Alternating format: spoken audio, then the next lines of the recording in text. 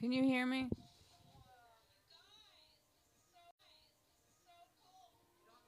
No.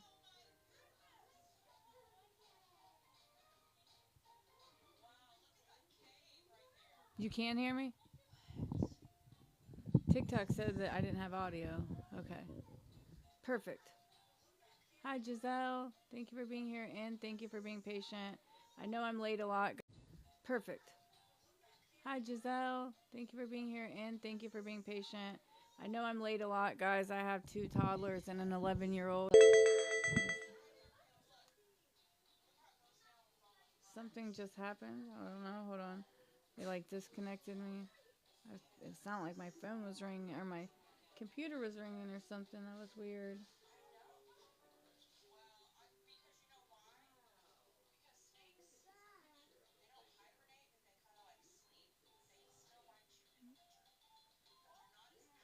Okay, well, I don't know what that was. But so, anyways, this is called Burnt Biscuits, and Josh really likes it.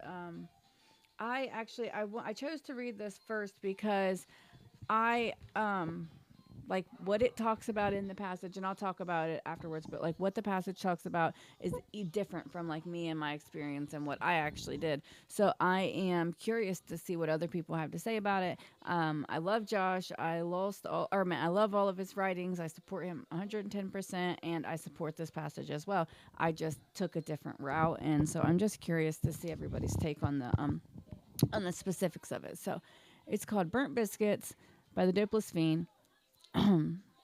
You know what really burns my biscuits? When people toss around that phrase, you gotta change your people, places, and things. Look, I get the sentiment, I really do. But let me break it down. If a person is properly change your people, places, and things. Look, I get the sentiment, I really do. But let me break it down. If a person is properly armed with the truth about themselves, I'll find a dope fiend in a fur coat quicker than I can say I'm clean. I'll be in some frozen igloo sharing needles with a penguin, telling myself, this is peace, this is better, but it's just the same hell in a different zip code. You want to know what my drug of choice was? Any and more. If it got me out of myself, numbed the pain, or silenced the noise, then I was in. See, changing your zip code don't fix a damn thing. If you're still the same broken soul, because real freedom doesn't come from running, it comes from standing still long enough to face your truth and then walking forward with purpose, not panic. So, I love this. I love this reading so much. But I actually did change my people, places, and things. Like I moved 3.5 hours away, cut all the ties with everybody. Is it freezing up still? I just saw you said that in. Am I still freezing up, guys? Give me 1 second. Hey, babe, will you turn that in? Am I still freezing up, guys? Give me 1 second. Hey, babe, will you turn them TVs down? Thank you. Sorry, guys. My kids are watching cartoons. You know how it is. Okay. Yeah. So I actually did change my people, places, and things. Like I cut all contact, even with like close family members and everything. And I moved away and started pretty much like a whole new life. But I, however, do agree with the sentiment of this passage. Like if you do the work I'm sorry, if you do the work and take your inventory and do all the spiritual stuff and have all the right tools, then it really shouldn't matter where you are. I still find myself in fear of going back around this place. Isn't what's wrong? What's wrong, baby? Oh, it's okay. But like if you have all the right tools, then it shouldn't matter where you are. I don't know. I still find it tricky, like a tricky topic, because to me it's like temptation. Like don't put yourself in like the in just a situation to fail. Like you can't fail if you don't put yourself in the situation to do so, I guess is what I'm trying to say. So to me that's kind of how I feel about it. But if you did have to be there, I guess like if you had all the right tools, you would be able to do it. It's just not something that I would like. I couldn't live there, and this is just me personally, in my opinion. I know a lot of people do. I have several people on my panel on my nighttime group that they live in the same exact community. One girl is actually like thriving there. She works for the city. She's like driven a cop car like to take it to the shop, but still like that's super cool. And she lives in the exact same town with the exact same office. She's like driven a cop car like to take it to the shop, but still like that's super cool. And she lives in the exact same town with the exact same officers that arrested her. And there's a couple other people on my panel. So like, and I think they are so strong. Like, shout out to them, like stronger even maybe a little bit than some other like than myself, I know, because like I did, I like ran, and I don't want to say ran because but I did, I just left the whole area. And I really don't talk to, I still have some close family members that are in active addiction, and I don't talk to them. um like the couple of them are in treatment right now, and they're like calling home, and I do like talk to them and be civil, but I mean, like, I just had to cut them ties, and we don't have a relationship anymore. It's really sad too.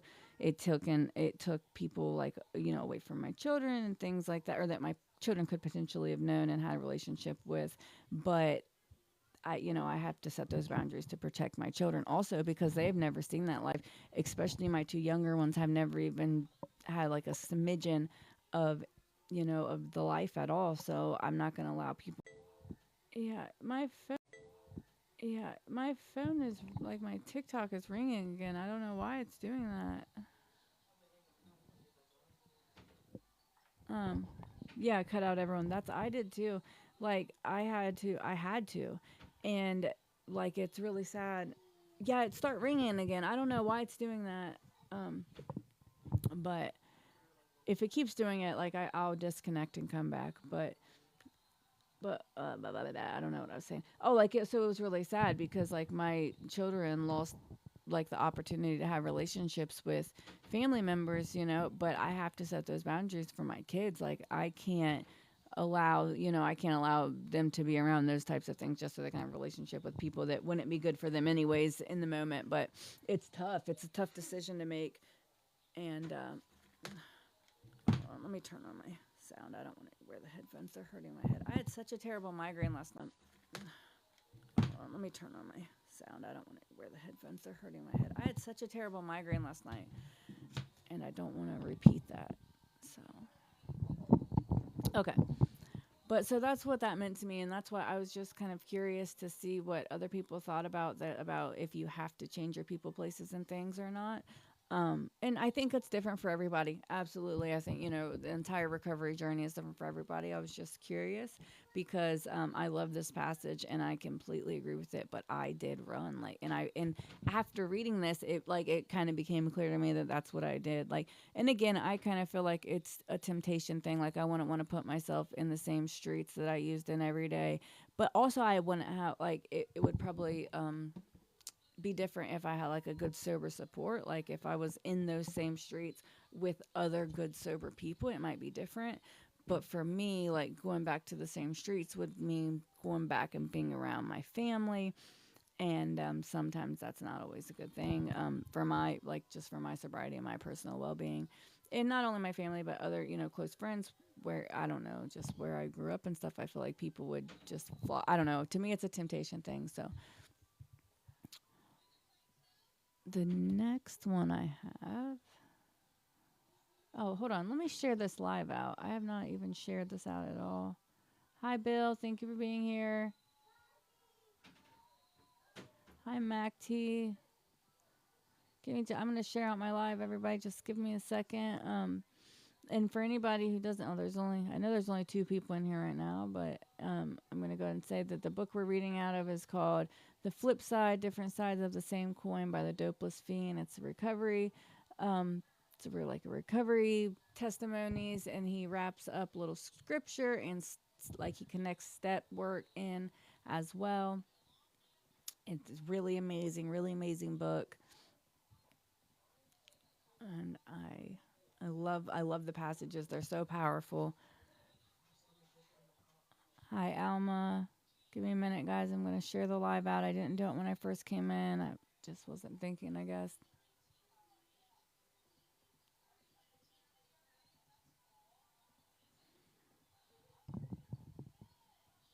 Yeah, I got you in.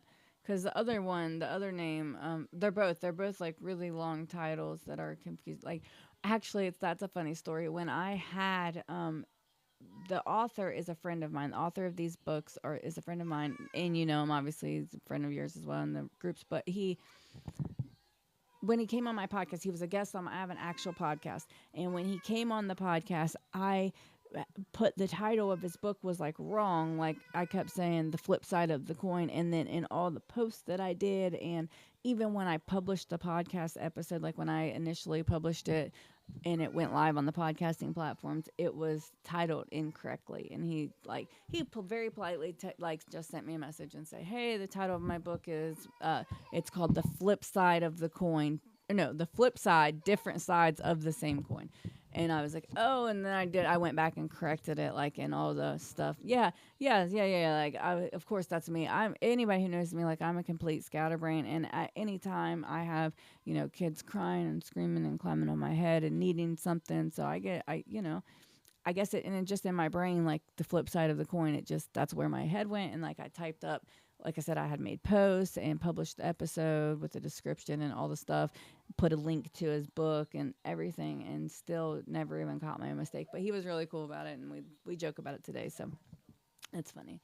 But yeah, so they're really long though. It's called the flip. Oh, I just said that one, and the other one is called a friend of a carpenter and a man named Bill. It's in reference to Jesus, and Bill W. That is connected with AA. Josh, a friend of a carpenter and a man named Bill. It's in reference to Jesus, and Bill W. That is connected with AA. Josh is a big program guy, and God's his higher power, and he expresses that explicitly in his reading.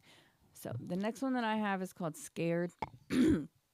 It's called, I've been fearful my whole life. My anxiety was always through the roof, but I would never dare admit it. Instead, I covered it up. I hid my shortcomings by overcompensating with character defects, anger, ego, pride, whatever I thought would make me look strong. I lived that way so long I couldn't even see that it was a problem. To me, everyone else was the problem. Open devices. Yeah, I keep getting kicked off. That's the third time. Can everybody hear me again? I don't know what is going on with my connection. I got my husband. He's going to try to drop some of the load on the Wi-Fi. Maybe that's what it is. Because I have my toddlers are on devices. I have an 11-year-old, my 18-year-old nephew, and my husband, and everybody is like, you know how it is. Everybody's on devices. And we live pretty far up in the mountains. So like our entire service depends on Wi-Fi. So if it's too big of a load on the Wi-Fi, or if there's, heaven forbid, a storm or rain coming, it just goes awful. The solar flare, storm or rain coming, it just goes awful. The solar flare. All right, I'm gonna pop off and right back on, guys. Yeah, I'm gonna pop off and right back on. Guys, come right back if you want. I'm gonna jump off and right back on because my connection is terrible.